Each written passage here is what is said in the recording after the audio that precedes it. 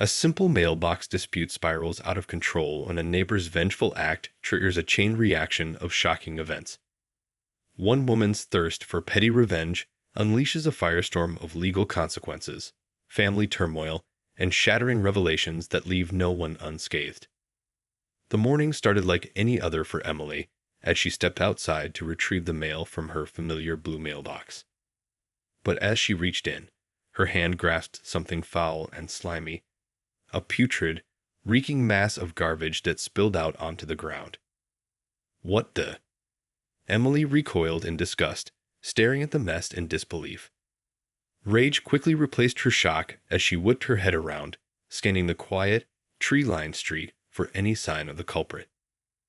Her eyes landed on the house across the way, where her neighbor Karen stood on the porch, an obnoxious grin plastered across her face. Emily marched over, clutching the dripping garbage in her hand. "What is the meaning of this, Karen?" she demanded, barely containing her fury. "Did you stuff my mailbox with your trash?" Karen feigned innocence. "Why, I have no idea what you're talking about, Emily. Maybe the mailman got a little carried away this morning."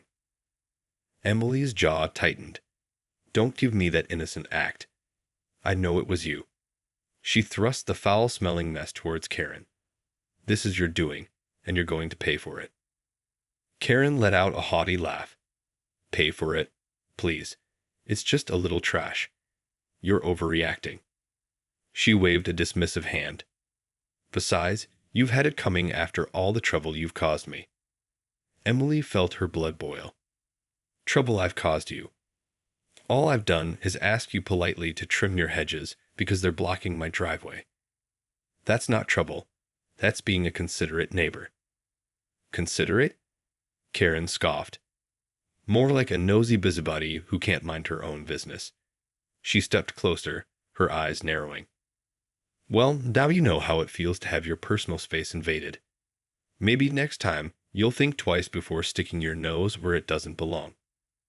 Emily's grip tightened on the garbage, her knuckles turning white. "You're going to regret this, Karen. I'm calling the police."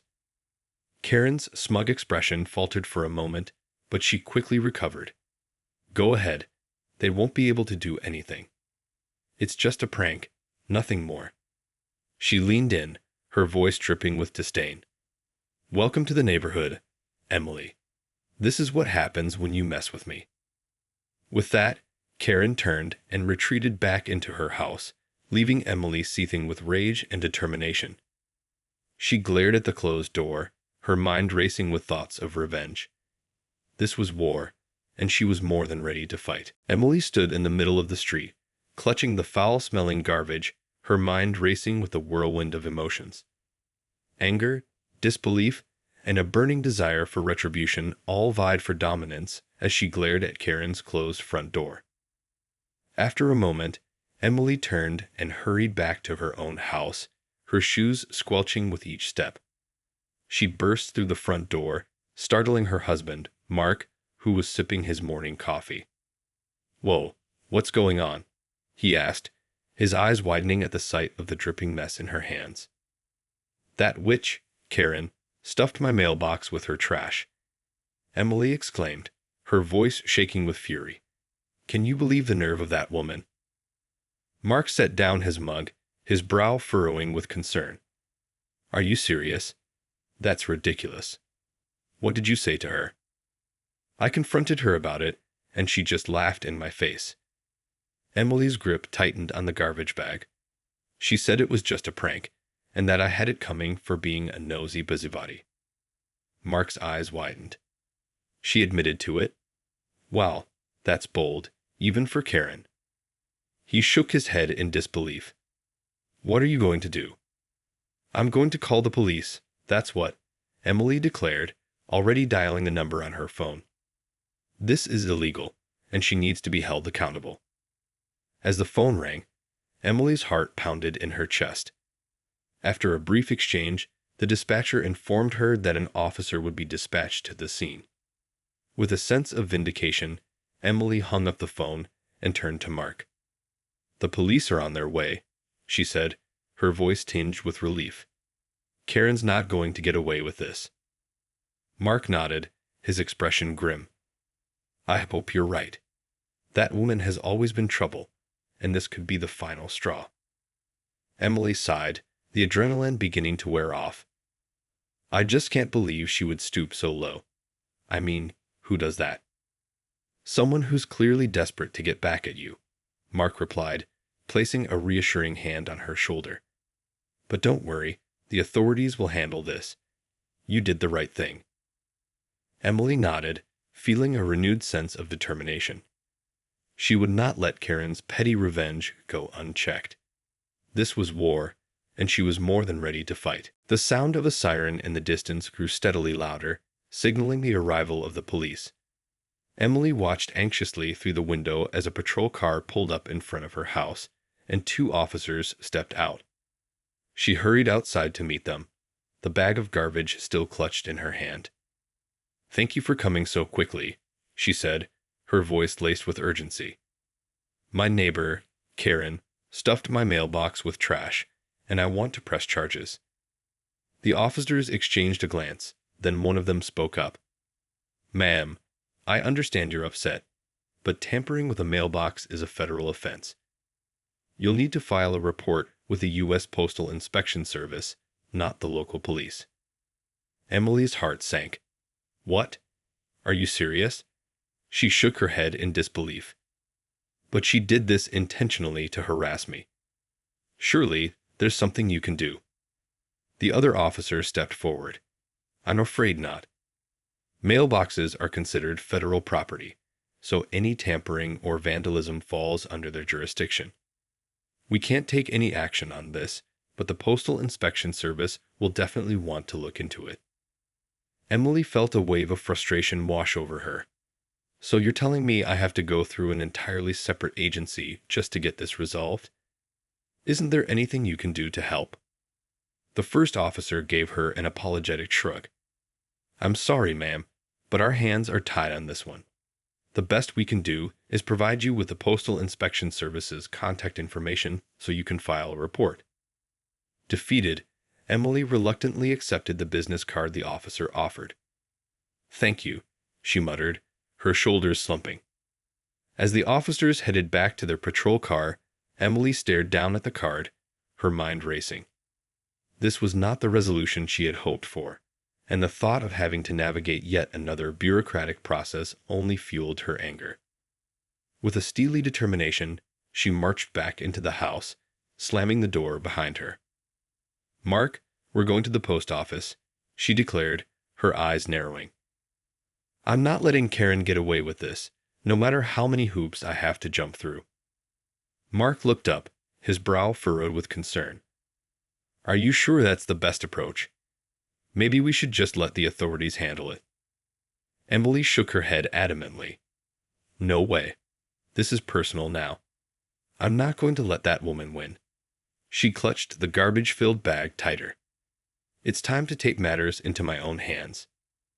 With a sense of purpose, Emily strode towards the door, determined to confront the Postal Inspection Service and ensure that Karen faced the consequences of her actions.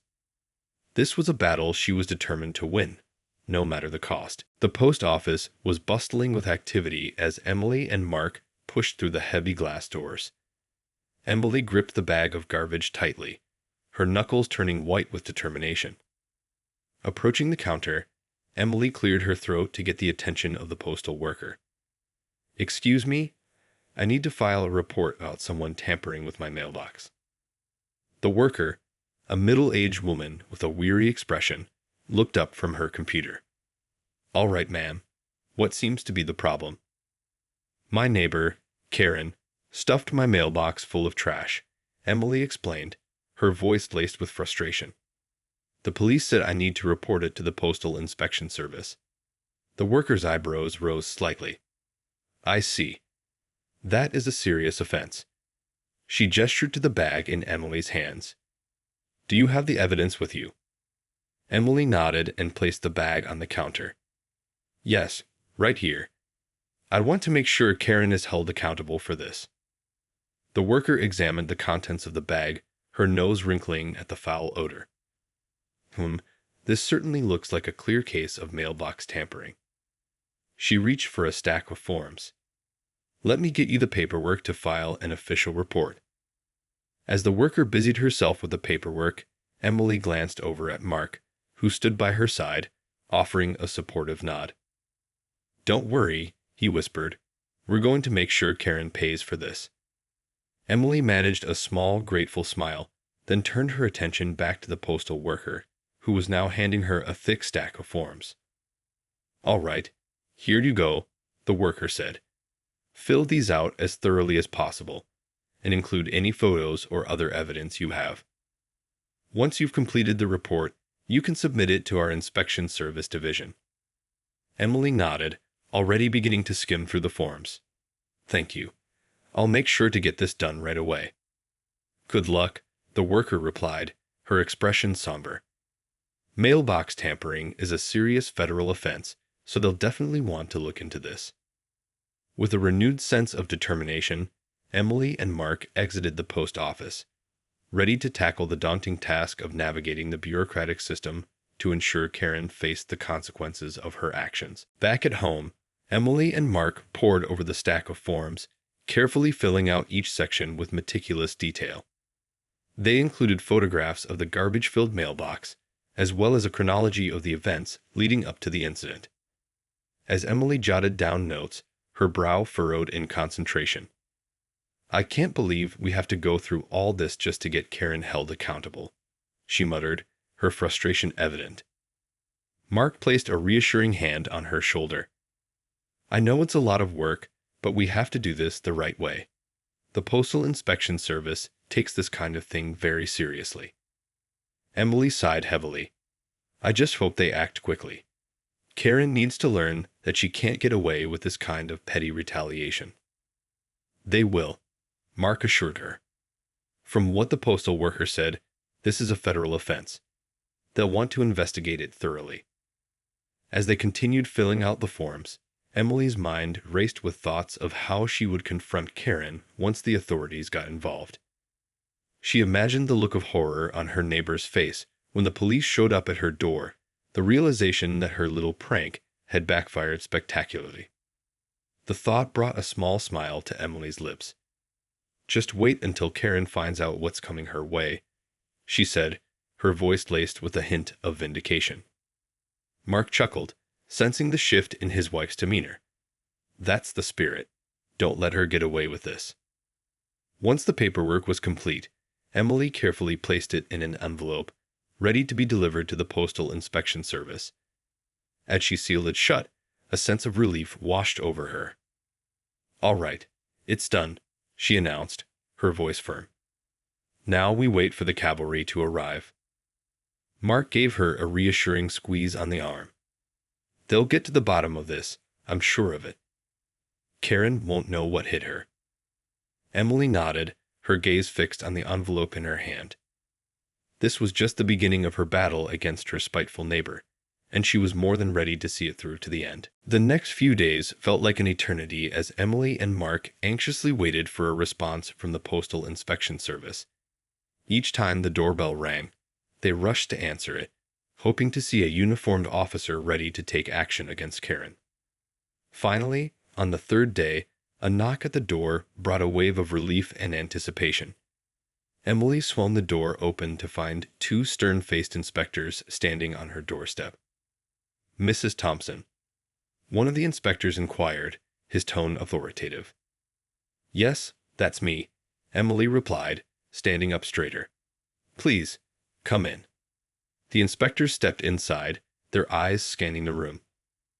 We're here regarding your report about a tampering incident with your mailbox, the other inspector stated. Emily nodded eagerly. Yes, my neighbor, Karen, stuffed my mailbox with trash. I have all the evidence you need right here.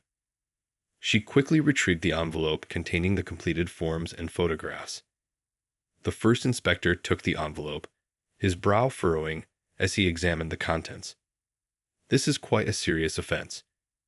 Mailbox tampering is a federal crime that can result in hefty fines and even jail time. Emily's eyes widened at his words. So you're going to take action against Karen? The inspectors exchanged a glance. "We'll need to conduct a thorough investigation first," the second one explained. "We'll be paying a visit to your neighbor to get her side of the story and gather any additional evidence." Emily felt a surge of anticipation. "Great, I'm glad you're taking this seriously. Karen needs to be held accountable for her actions." The first inspector nodded gravely. "Rest assured, we take all reports of mailbox tampering very seriously. We'll get to the bottom of this and make sure the appropriate legal actions are taken." As the inspectors prepared to leave, Emily couldn't help but feel a sense of triumph. Finally, justice was in motion, and Karen's reign of petty revenge was about to come to an end. "Thank you for your time," Emily said, a hint of a smile on her lips. "I look forward to seeing the results of your investigation." The inspectors offered a curt nod before exiting the house, leaving Emily and Mark alone once more. With a deep breath, Emily turned to her husband, her eyes shining with determination. "It's only a matter of time now," she said, her voice brimming with confidence. "Karen's about to learn a very hard lesson." The following day, the sound of a vehicle pulling into Karen's driveway caught Emily's attention. Peering out the window, she watched as the two Postal Inspection Service inspectors approached Karen's front door and rang the bell.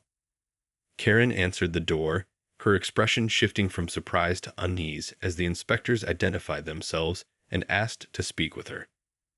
Emily leaned in, straining to hear the conversation, but the distance made it impossible to make out the words. After a few tense moments, the inspectors stepped back, gesturing towards Emily's house. Karen's face flushed with what appeared to be a mix of embarrassment and anger. The woman shook her head vehemently, arguing with the inspectors, but they remained steadfast in their questioning. Finally, the inspectors turned and made their way back to their vehicle, leaving a visibly distraught Karen standing on her porch.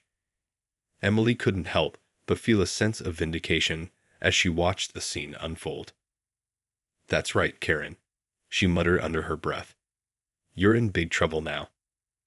As the inspector's car disappeared down the street, Karen caught Emily's gaze through the window. The two women locked eyes, and Emily could see the fury burning in Karen's expression. Without a word, Karen retreated back into her house, slamming the door behind her. Emily couldn't suppress a triumphant grin. "Looks like the tables have turned, Karen," she said to herself. "Now it's your turn to feel the consequences of your actions." Turning to Mark, who had been observing the exchange with a mix of amusement and concern, Emily felt a renewed sense of purpose. "This isn't over yet," she said, her voice laced with determination. "I have a feeling Karen's not going to go down without a fight." Mark nodded, his brow furrowed. "I know. We need to be prepared for whatever she might try next." Emily sighed, her gaze drifting back towards Karen's house. "Whatever happens, I'm not going to let her win. Not this time." The air of tension lingered as Emily and Mark braced themselves for the fallout from Karen's impending legal troubles. The battle lines had been drawn, and neither side was willing to back down. Over the next few weeks, the tension between Emily and Karen only continued to escalate. The Postal Inspection Service investigators had wasted no time in building their case against the spiteful neighbor, and the evidence they uncovered was damning. Karen, in a desperate attempt to avoid the consequences of her actions, lashed out at Emily, accusing her of orchestrating the whole ordeal. She even went so far as to file a complaint against Emily, claiming she was being harassed. However, the inspectors saw through Karen's fabrications. The footage from Emily's security cameras, combined with the overwhelming physical evidence, painted a clear picture of Karen's malicious intent. It was a losing battle for the increasingly unhinged woman. As the legal proceedings moved forward, Emily watched with a mix of satisfaction and trepidation. She knew that Karen would not go down without a fight, and she braced herself for the possibility of further retaliation. True to form, one night, Emily and Mark awoke to the sound of shattering glass. Rushing to the front of the house, they discovered that Karen had taken her revenge by vandalizing their vehicle, smashing the windshield and slashing the tires. Enraged, Emily called the police, who quickly arrived and apprehended the distraught Karen. As she was led away in handcuffs, Karen's shrieks of protest only served to amplify Emily's sense of justice. "This isn't over," Karen screamed, her eyes wild with fury. "You're going to pay for this, Emily. You and your entire family." Emily stood firm, her gaze unwavering. "No, Karen, you're the one who's going to pay. And this time, there's nowhere for you to hide." With Karen in custody, the Postal Inspection Service wasted no time in pressing federal charges.